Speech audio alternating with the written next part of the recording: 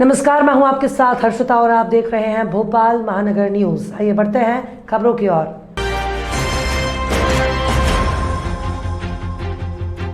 पवन पुत्र हनुमान के नाम पर चमत्कार दिखाने वाले बागेश्वर धाम के प्रमुख पंडित धीरेन्द्र शास्त्री अपने बड़बोलेपन के कारण मुश्किल में फंस गए हैं। दरअसल राजनीति को दो कौड़ी का बताने वाले हनुमान भक्त संत ने हैवंशी समाज के आराध्य देव भगवान राजराजेश्वर को भी नहीं छोड़ा। उन्होंने अपने प्रवचन में राजराजेश्वर को अत्याचारी और बलात्कारी बता दिया था। हैवंशी क्षत्रिय समाज नाराज हो गया। समाज के अध्यक्ष रामनारायण ताम्रकार ने उनके खिलाफ मामला दर्ज करने के लिए सीहोर में पुलिस को आवेदन दिया है। ताम्रकार ने श्री राम के पहले रावण को पराजित कर देने वाले अपने आराध्य देव पर आपत्तिजनक टिप्पणी करने वाले धीरेन्द्र शास्त्री की निंदा की। उन्होंने कहा कि यदि बागेश्वर धाम के प्रमुख ने अपनी टिप्पणी के लिए माफी नहीं मांगी तो देश भर में उनके खिलाफ एफआईआर दर्ज कराई जाएगी। यहाँ पर बहुत से बुद्धि और तर्क के लोग ब्राह्मण और क्षत्रियों में आपस में टकराने के लिए उपाय करते रहते हैं कि 21 बार क्षत्रियों से विहीन भूमि कर दी, भू कर दी, पृथ्वी कर दी। बात मजाक और हंसी की बात यह है कि अगर 21 बार क्षत्रियों को मारा तो क्या एक बार में जब सभी क्षत्रियों को मार दिया तो 20 बार क्षत्रिय कहां से आए?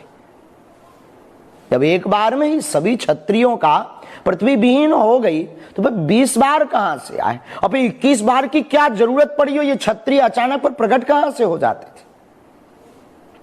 इस पर थोड़ी सी चर्चा करते हैं। सहस्त्रबाहु जिस वंश से था उस वंश का नाम था हैहय वंश। हैहय वंश के विनाश के लिए भगवान परशुराम ने परसा अपने हाथ में उठाया। हैहय वंश का राजा बड़ा ही कुकर्मी, साधुओं पर अत्याचार करने वाला, स्त्रियों पर बलात्कार करने वाले जितने भी क्षत्रिय वंश के राजा थे, ऐसे आतताइयों के खिलाफ परसा उठाया भगवान परशुराम ने। और शास्त्र में कहा है परित्राणाय साधूनाम विनाशाय च दुष्कृताम।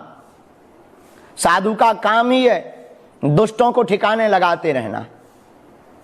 और आपने हैहय वंश के राजाओं को मारना प्रारंभ किया, लेकिन आपने शस्त्र शास्त्र की मर्यादा का पालन करते हुए कभी भी ना तो स्त्रियों पर अपना परसा उठाया, न बालकों पर अपना परसा उठाया, न बालिकाओं पर परसा उठाया। तो जब एक बार आतताई राजाओं को मार दिया पर उनके बच्चों को हाथ नहीं लगाया, और जब वो बच्चे युवान हुए और उन्होंने भी अत्याचार प्रारंभ किया और उन्होंने भी अपने पिता का बदला लेने के लिए दादा परशुराम भगवान परशुराम पर आक्रमण किया, तो फिर उन आतताइयों का वध किया, फिर उनकी संततियां हुई, फिर उनका वध किया। ऐसे क्रम में 21 बार क्षत्रियों को पृथ्वी से विहीन किया। उन क्षत्रियों को जो बड़े ही दुष्ट प्रवृत्ति के थे, जो है बड़े निर्मम थे, जो बड़े ही बेकार वृत्ति के भाव के थे, ऐसे क्षत्रियों का वध भगवान परशुराम ने किया 21 बार। इससे सिद्ध होता है भगवान परशुराम क्षत्रिय विरोधी नहीं थे। भगवान परशुराम तो पापाचारी अत्याचारी मानवों के विरोधी थे, और ऐसे व्यक्तियों का वध करना ही शास्त्र कहता आतताई वधारणा। आतताई का वध करना अधर्म नहीं है।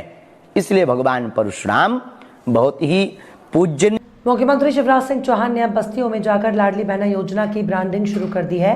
इसके चलते वे आज भोपाल के विभिन्न स्थानों पर लाडली बहना योजना के आवेदन भरवाने के लिए लगाए गए शिविरों में पहुंचे।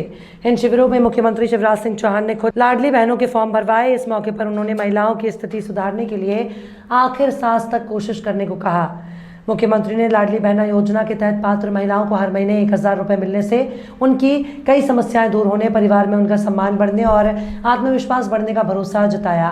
उन्होंने महिलाओं की आमदनी 10,000 रुपए करने की योजना भी शीघ्र लॉन्च करने को कहा। मैं अपनी बहनों को वचन देता हूं कि जब तक मेरी सांस चलेगी मैं बहनों की भलाई के लिए काम करता रहूंगा। मैं चाहता हूं मेरी बहनें काम धंधा करना शुरू करें। अलग अलग समूह में ताकत होती है। बैंक लिंकेज हम दिलवाएंगे, केवल 2% ब्याज लगेगा, बाकी पैसा हम भरवाएंगे। 10,000 रुपया महीना आमदनी होनी चाहिए बहन की कम से कम। ये बहुत जरूरी है ताकि कोई कमो देखना ना पड़े। मेरी बहनों, भगवान इतनी ताकत दे कि तुम्हारे सारे आंसू पी जाऊं, तुम्हारे दामन में खुशियां आए, बेटा बेटी सुखी रहे और अच्छा जीवन जियो, यही भगवान से प्रार्थना है। बहुत बहुत धन्यवाद। कांग्रेस के राष्ट्रीय अध्यक्ष मल्लिकार्जुन खड़गे को श्रीमुख से निकला जहरीला शब्द बाढ़ मध्य प्रदेश पहुंच गया है। गृह मंत्री नरोत्तम मिश्रा ने प्रधानमंत्री नरेंद्र मोदी पर कांग्रेस अध्यक्ष के विवादित बयान को कांग्रेस की जहरीली मानसिकता का प्रमाण बताया। उन्होंने कहा कि कांग्रेस अध्यक्ष इतना जहर सोनिया गांधी के निवास 10 जनपद से लाते हैं। गृह मंत्री ने जहरीली बयानबाजी करने को कांग्रेस की संस्कृति और मानसिकता ठहराया। उन्होंने कहा कि यही बयानबाजी है जिसकी वजह से राहुल गांधी को न्यायालय ने दोषी करार दिया और दिग्विजय सिंह पर न्यायालय में आरोप तय हुए हैं। मिश्रा ने कांग्रेस नेताओं को जनाधार विहीन बताते हुए चर्चा में बने रहने के लिए इस तरह के बयान देने का आरोप लगाया। उन्होंने नरेंद्र मोदी को विश्व में भारत को गौरवान्वित करने और देश का मान बढ़ाने वाला प्रधानमंत्री बताया। मैं सोच रहा था कि खड़गे जी इतना जहर लाते कहां से? क्या 10 जनपद पर रिचार्ज कराने जाते हैं? गुजरात चुनाव हुआ तो वहां बोल दिया, यहां चुनाव हुआ तो यहां बोल दिया।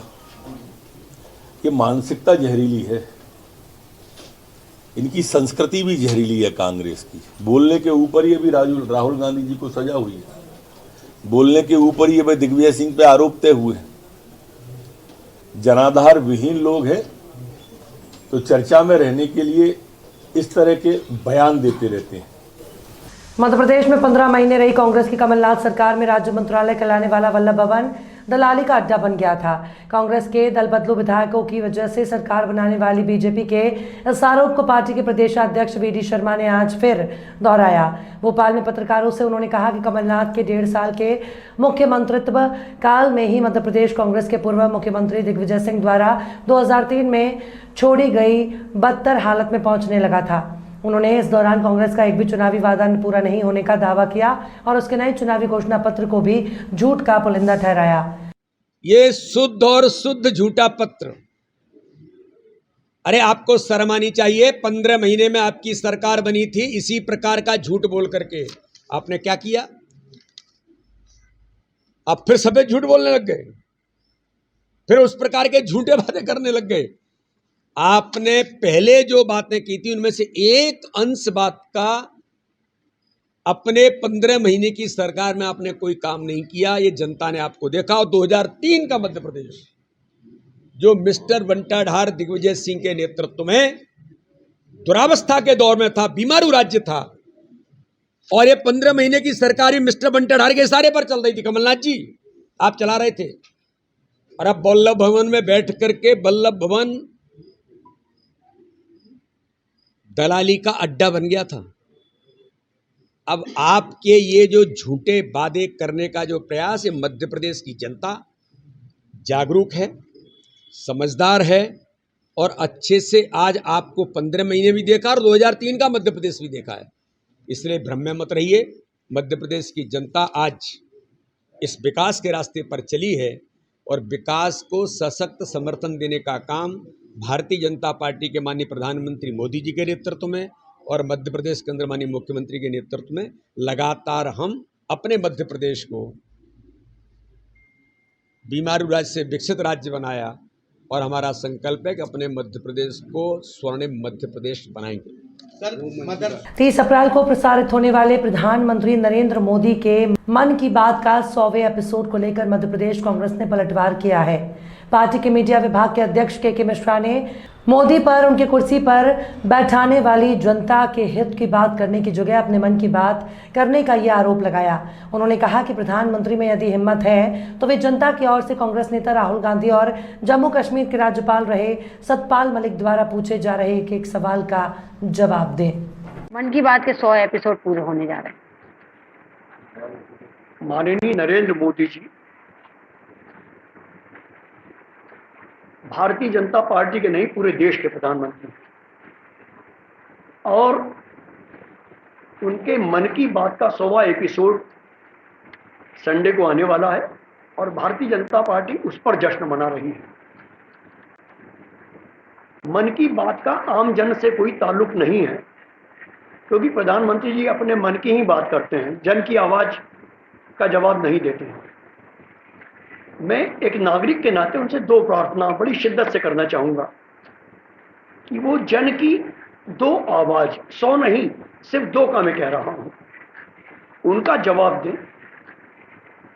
राहुल गांधी जी ने संसद के गलियारों से लेकर चौराहों पर यह पूछने की कोशिश की है कि प्रधानमंत्री जी गौतम अडानी जी की सेल कंपनी में जो 20,000 करोड़ रुपया लगा है वो किसका है?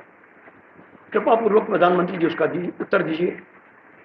दूसरा, सतपाल मलिक जी जो जम्मू कश्मीर के राज्यपाल थे, उन्होंने पुलवामा में जो हमारे 40 सैनिकों की शहीदी हुई थी। खबरों में फिलहाल इतना ही। और भी खबरों के अपडेट्स के लिए आप देखते रहिए भोपाल महानगर न्यूज।